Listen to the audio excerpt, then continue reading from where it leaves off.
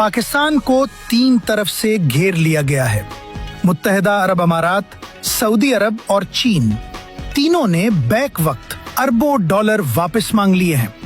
ये इत्तेफाक नहीं, ये मुनज़्ज़म हिकमत अमली है। पूरी कहानी सुने। मुत्तहिदा अरब अमारात ने पाकिस्तान से $3.5 अरब की फौरी वापसी मांग ली है। ये कर्जा 2018 में सिर्फ 1 साल के लिए दिया गया था। पाकिस्तान वापस न कर सका और हर साल मोहलत मांगता रहा। यूएई ने पहले सूद 3% से बढ़ाकर 6.5% कर दिया और फिर ईरान जंग शुरू होते ही फौरी वापसी मांग ली। एयरपोर्ट डील भी कैंसिल कर दी। ये सब इत्तेफाक नहीं, ये दबाव की सियासत है। सऊदी अरब ने सितंबर 2025 में पाकिस्तान के साथ दिफाई मुआहदा किया था, जिसमें लिखा था कि एक मुल्क पर हमला दोनों पर हमला समझा जाएगा। फिर जब ईरान पर जंग छिड़ी तो सऊदी अरब ने तवक्को रखी कि पाकिस्तान उनके साथ खड़ा होगा। पाकिस्तान ने गैर जानिबदारी इख्तियार की। सऊदियों ने उसे धोखा समझा। नतीजा $6.3 अरब की फौरी वापसी का मुतालबा और सऊदी हुक्काम ने पाकिस्तानी वजीर आजम और आर्मी चीफ से राब्ता तक बंद कर दिया। ये कर्जे का मामला नहीं, ये सियासी अल्टीमेटम है।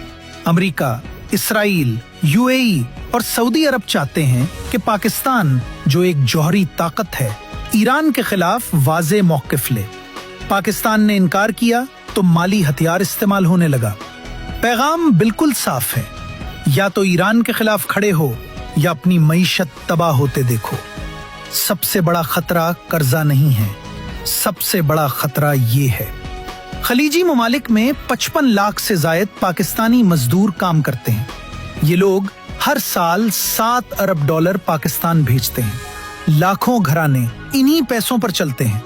अगर यूएई और सऊदी अरब ने ये मजदूर वापस भेज दिए तो ये वो असल तबाही होगी जिससे पाकिस्तान शायद कभी न संभल सके। सुने एक तारीखी स्कैंडल।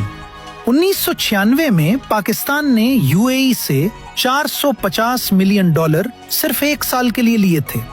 वो कर्जा 1997 में वापस होना था, लेकिन पाकिस्तान ने वापस नहीं किया और अब 30 साल बाद 2026 में वापस कर रहा है।